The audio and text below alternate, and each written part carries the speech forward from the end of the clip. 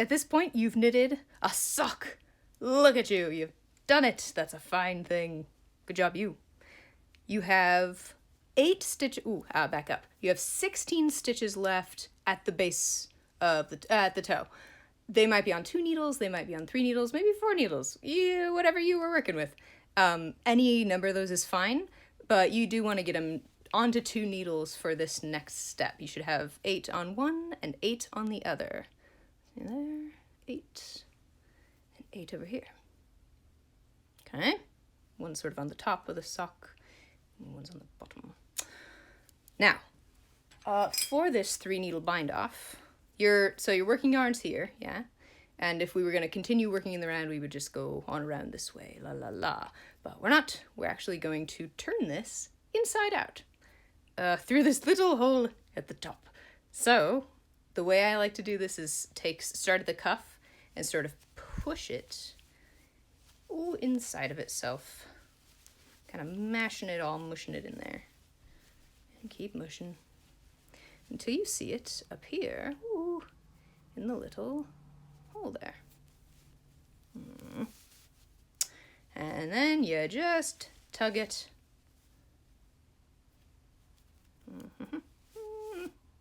Till it's inside out. There you go. So now we are ready to do the 3 needle bind off. So we've got 1 needle, 2 needle, 3 needles.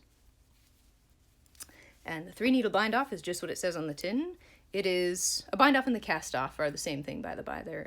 We've said both terms over the years, but if you're thinking, when is the cast off? This is the cast off. So to do a 3 needle bind off, you actually are going to be doing your standard issue game of leapfrog that we do for casting off, binding off, but we're going to go not only under 1 fence, but under 2 fences. Video, wake up. Focus. I say. Stand by.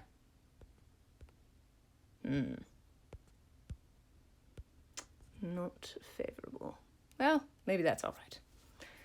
So, as I was saying, you've got your working yarn here. It's coming from this one. This is the first one you're going to go into. That's a little off book of our usual knitting in the round ballyhoo, but we're just going to go with it. So you're going to go under this fence, and then under this fence, under 2 fences, and you'll catch 1 sheep. Yeah? Then you're going to pull him through 1 fence, 2 fence, and off we leap. Both of them. 1, 2. Yeah? And we're going to do it again. Just a little fussy. Under the fence, under the other fence, catch 1 sheep, pull him through both, and off we leap. Both.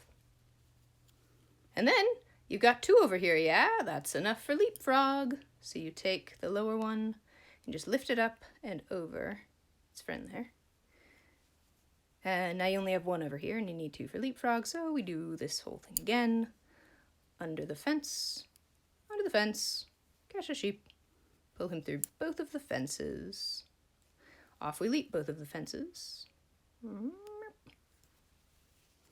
And leapfrog. And you continue like that. When you're doing pull him through, so under the fence is quite easy, catch the sheep, standard issue. When you do pull him through both, you can try and pull through both at the same time like so. As you get better at this, that might be how you decide to roll with it. But at the beginning, I'd recommend kind of pulling through like 1 at a time. So you go under the fence, catch the sheep, pull him through 1 fence, pull him through the other fence. Kind of a, delineating it a little bit more, just so your hands aren't like, wah, bah, bah, bah, bah, bah. So much news so fast. So I'm going to speed through the last couple of these just so you're not sitting around growing just Rip Van Winkle beards trying to get through this video. Be careful that this guy doesn't jump off. He's going to want to. Just keep a close eye. Make sure that there's the only things jumping off or off-wheel leaping are those top two fences. There, at last. Okay, so set those two needles aside. And we're going to take our final leapfrog here. And that is the completed cast off. Cut those little V's there. That's very nice. And we're just going to cut, as usual, a couple of inches. The longer, you know, if you make this tail too short, it's kind of hard to weave it in with your darning needle. And then, just thread this little loop, or this little end, rather, through your final loop from that cast off. Just like you're threading a needle. And pull. And then finally, you take your darning needle, bobby pin, other knitting needle. Really, you can use almost any implement to weave in your ends, but you just take the end. I've got a darning needle here. I'm just going to take it and go mush, mush, mush, kind of squish it into the toe down at the bottom here. You know how we do. Just cram it in there. And once it's in for about an inch, just give it a tug. Trim it right where it comes out. And that is the toe of your sock, which you can now turn right side out again. And voila. Oh, look at her. She's so beautiful. You did such a nice job. I'm so proud of you. Seriously, I'm so proud of you if you've gotten to this point. This is a really challenging project to do in person, and the fact you guys are pulling it off remotely is crazy impressive. And I can't wait to brag about all of you at my teacher training with my other handwork teacher friends this summer, because you're really good at doing things, and you're really sweet and nice, and I miss you all. Okay, time for sock number 2. Have fun!